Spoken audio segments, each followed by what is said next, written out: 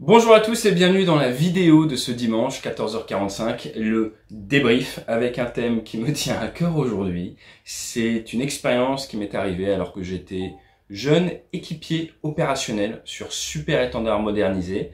J'étais alors basé à Landivisio. J'avais quelques centaines d'heures sur la machine et une assez faible expérience autour du porte-avions. Et je me suis retrouvé à me poser en dégagement. Donc j'ai pas réussi à aller sur le bateau, j'ai donc été envoyé sur la base de Hyères après un ravitaillement en vol qui a eu des petits soucis techniques avec 40 kg de pétrole et 40 kg pour vous donner une idée en super étendard, c'est à peu près 30 secondes plein gaz sans prendre en compte le fait que tout le pétrole n'est pas utilisable dans un avion. Donc malheureusement, j'ai pas réussi à remettre la main sur la photo des jaugeurs que j'ai fait juste avant la coupure. Si j'arrive à la retrouver, je vous la mettrai sur les réseaux sociaux. Mais aujourd'hui, je vais vous expliquer comment j'en suis arrivé là et surtout ce que j'en ai appris en termes de prise de décision. Allez, sans plus attendre, action!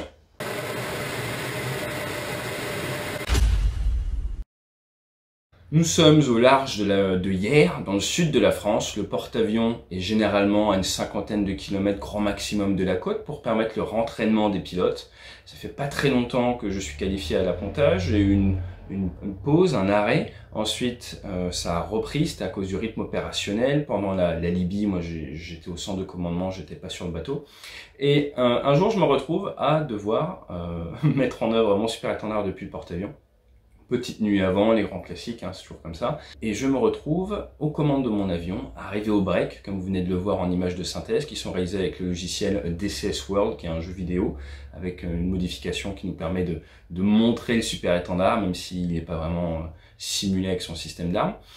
J'arrive au break, aux alentours donc des altitudes classiques, quelques centaines de pieds, 280 nœuds, virage 60 degrés d'inclinaison, on sort les aérofreins. Ensuite l'avion décélère, j'ai les demi-becs au niveau du bord d'attaque ont été sortis, je vais pouvoir sortir le train, les volets, la crosse a été sortie pour le break, on vérifie train, volet, crosse, que l'incidence est bonne, que l'incidence mètre est cohérent avec ma vitesse qui varie fonction du fuel. Et aujourd'hui, eh bien, je sais que j'ai 2 à 3 tentatives avant d'être envoyé sur l'avion ravitailleur, la nounou comme on dit, qui est en train de tourner au-dessus, avec une procédure un peu spéciale qui est que si je n'arrive pas à me poser, plutôt que d'aller sur l'avion ravitailleur qui est aujourd'hui un Rafale et qui tourne en hippodrome au-dessus, eh bien je dois directement me dégager vers la base de Hyères. Et ensuite, l'avion ravitailleur doit fondre sur moi comme un faucon et doit me sortir son tuyau, me délivrer du pétrole. Une fois que le pétrole fonctionne bien, on peut faire demi-tour. Je prends quelques centaines de kilos et je peux me représenter à l'appontage. Donc ce jour-là, première tentative, je ne suis pas exactement dans la fenêtre. Il faut savoir que les dossiers d'appontage ont tendance à être assez difficiles quand vous êtes en rentraînement parce que l'impulsion et le niveau d'exigence que vous avez en début de sortie est très important parce que ça vous permet de vous mettre au niveau. Donc généralement au début c'est assez compliqué d'avoir le droit d'approcher du bateau, déjà parce qu'on manque d'expérience, on n'est plus trop entraîné, et également parce que les officiers d'appontage ne vous passe absolument rien, ce qui est normal. Et après, derrière, eh bien, on a plus d'entraînement, tout ça. Et les officiers d'appontage également, surtout par exemple sur une mission de guerre ou autre, peuvent peut-être être un peu plus malléables parce qu'ils vous connaissent mieux. Donc là, j'arrive, ça se passe mal, remise des gaz, ce qu'on appelle un wave-off. Je me représente pour un deuxième circuit, donc dans ce cas-là, on reste train-sortie, cross-sortie, volet-sortie, on consomme pas mal de pétrole, et au vu de la situation, du nombre d'avions dans le circuit, je sais qu'avec mes existants pétroles, comme on dit, si je n'arrive pas à apponter sur cette passe-là, eh bien, je m'attends à être dégagé donc, vers le terrain de Hyères. Ce qu'il faut savoir, c'est que les pétroles sont calculés en fonction de la distance, fonction un petit peu des fois du vent ou autre, mais également fonction d'un existant, d'une sécurité. En aucun cas, je ne suis censé pouvoir arriver à Hyères avec au moins de 300 kg restants dans l'avion. C'est vraiment une réserve de sécurité à partir de laquelle on fait tous nos calculs. Or, pour faire ces petits calculs, on part quand même dans des profils de manière un petit peu théorique. J'ai telle distance, l'avion va pouvoir monter, il va consommer tant, toutes ces choses-là. Donc c'est pour ça qu'on a cette réserve, et c'est rare qu'elle soit attaquée, mais ça peut arriver, et vous allez voir aujourd'hui, elle va être plus qu'attaquée. Donc je me présente, je n'arrive pas à apponter, je repars dans le circuit, c'est reparti pour un nouveau circuit, donc on se met à peu près un nautique travers, 1,6 km, 1,8 km travers le porte-avions, on part en virage, là on est à peu près dans les 28 degrés d'inclinaison, initialement un taux vario assez faible, et on vient progressivement descendre pour atteindre à peu près les 450 pieds comme là au point 90. Ce que je vous dis, c'est en source ouverte avec les textes américains. Donc je vous parle des textes américains, qui sont légèrement différents des textes français. Là après, on vient regarder dehors, on essaie de gérer son virage de manière à bien s'aligner avec le bateau. Si vous n'êtes pas aligné, c'est pas la peine, ça marchera pas. Ensuite, il faut être à la bonne incidence. Bonne incidence vous donne la bonne position de crosse, car il faut attraper un des 3 brins d'arrêt. Et ensuite, il faut également être sur la bonne pente. Et donc là, on utilise le miroir qu'on voit sur le côté gauche, le miroir, la mid-ball. Je me rapproche un peu plus sur cette autre tentative, mais ce n'est pas bon. Il y a différentes raisons pour lesquelles on peut faire un wave-off. Ça peut être parce qu'il n'y a pas assez de vent sur le pont ou trop de vent sur le pont. Ça peut être parce que c'est vous qui vous êtes mal présenté. Bref, c'est pas toujours votre faute. Bon, dans ce cas-là, c'était la mienne, donc on m'ordonne de refaire un tour. Eh bien, sauf que là, je n'ai pas assez de pétrole pour refaire un tour. Le porte-avions le sait parce que j'ai fait mon annonce en dernier virage au moment où je vois le miroir pour dire « Hey, il me reste tant de pétrole, c'est AT, je suis en mode manuel, il me reste tant de pétrole. » Ok, ça permet au Avia, au chef de tout ce qui vole autour du bateau, de dire, eh bien, si AT n'arrive pas à se poser, vous l'envoyez, vous le dégagez sur hier.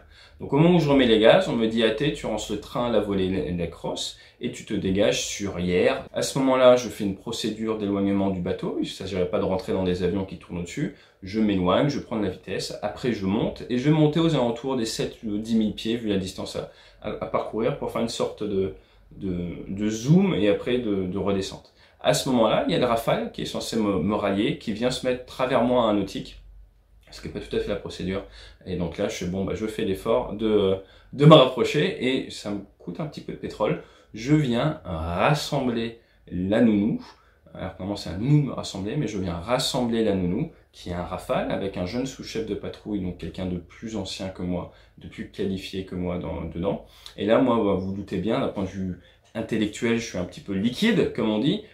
Je viens de louper mes différentes tentatives d'appontage, donc je fais pas le malin. Et là, je suis en train de gérer un déroutement, un dégagement. Donc, je me rapproche gentiment du Rafale, qui vient réduire en dessous de 300 nœuds, généralement. Il est légèrement en dessous de 300 nœuds. Je viens me mettre de front face à lui. Et là, il vient venir faire fonctionner son pod de ravitaillement, dont j'ai parlé dans d'autres vidéos. Donc, le pod de ravitaillement, on a une petite ailette qui vient donner de la puissance hydraulique. Là, je n'ai pas pu vous le mettre sur les images de synthèse. Qui vient sortir un tuyau. Je lui dis, c'est bon, ton ailette tourne.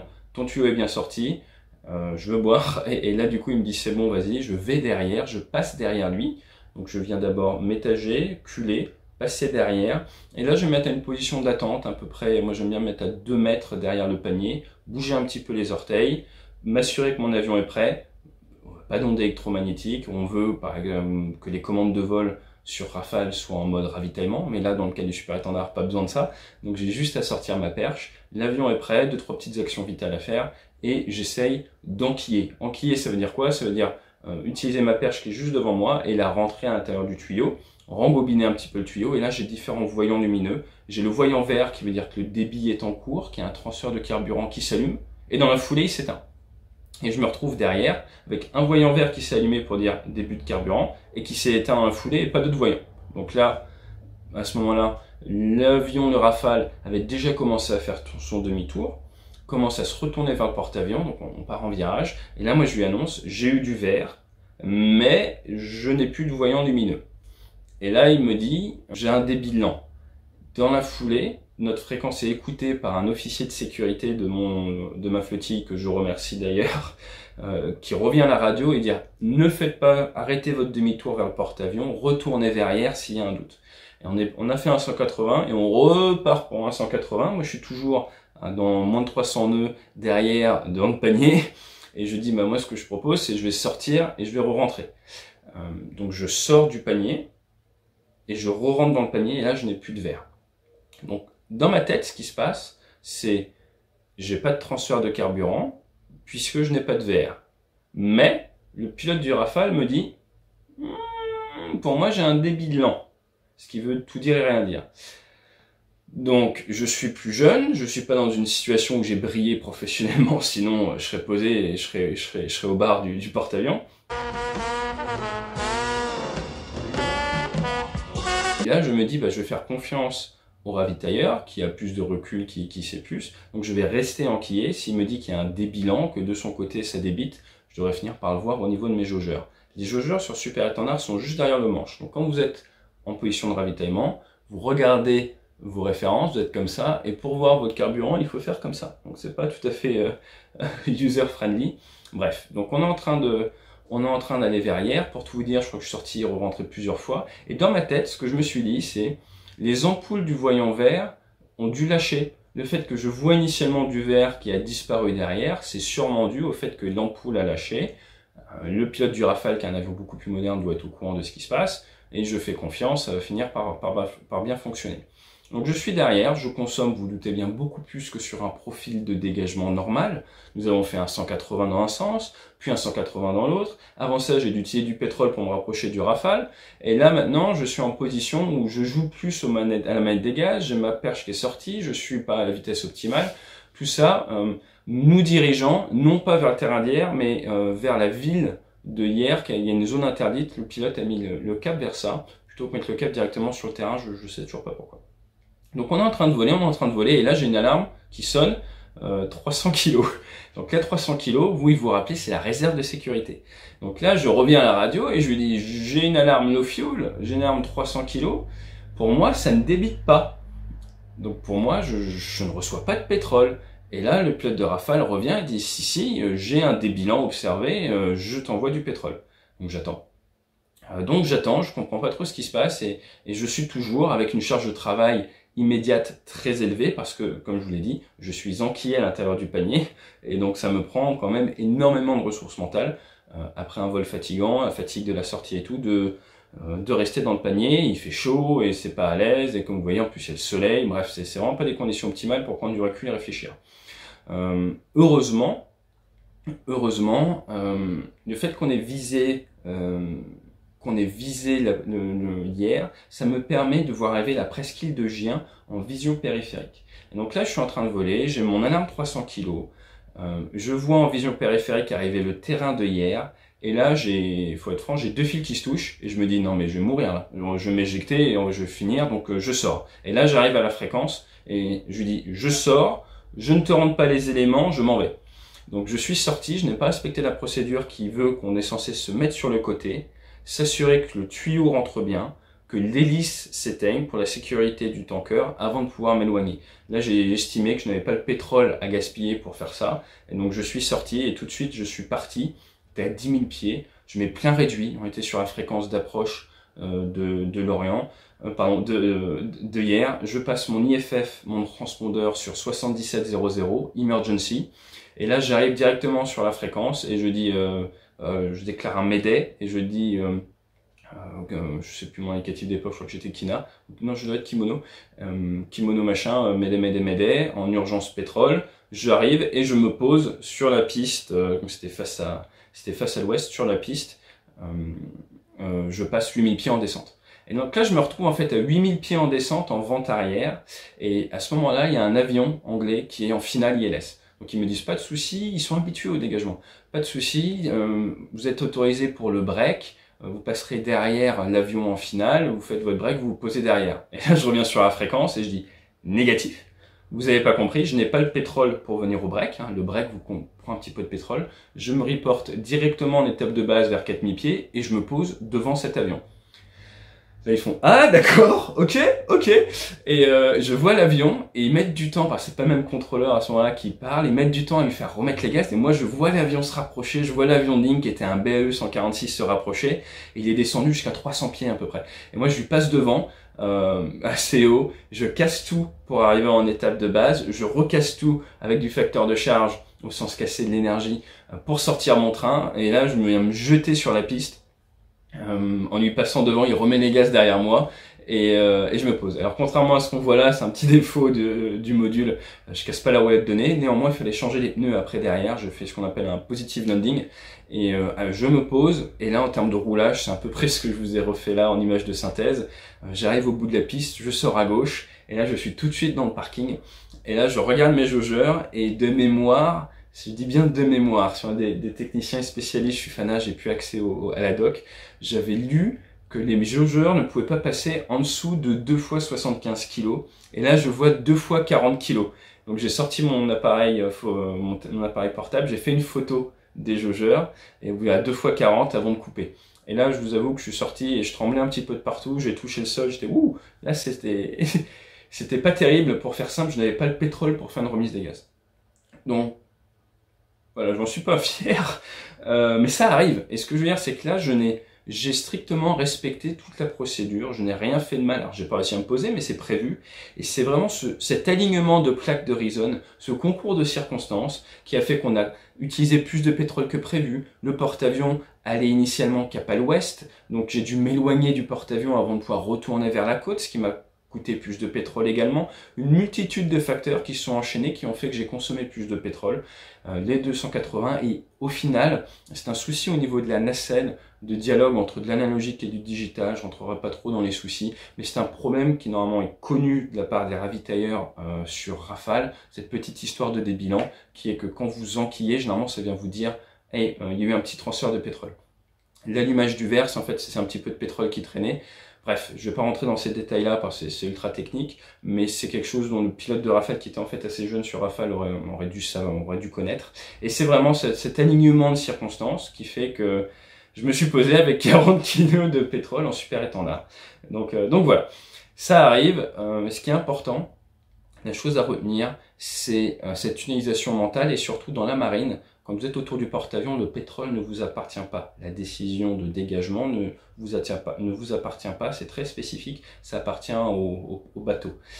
Et n'oubliez jamais que c'est vous le commandant de bord, donc même si vous avez fait des bêtises, dont vous n'êtes pas fier, vous n'avez pas réussi à vous poser, et j'en étais pas fier, même si vous êtes moins gradé que la personne qui est dans l'autre aéronef, vous êtes tout seul à bord de votre avion, et à un moment, si vous ne dites pas stop, ça suffit, et c'est extrêmement dur, et moi ce qui m'a sauvé, c'est simplement de voir le terrain en vision périphérique. Ça m'a fait le petit sursaut de prise de conscience qui est non mais là il faut faire quelque chose, il est là le terrain, j'ai tous mes voyants en rouge, je peux pas faire bêtement confiance, il faut que je fasse quelque chose.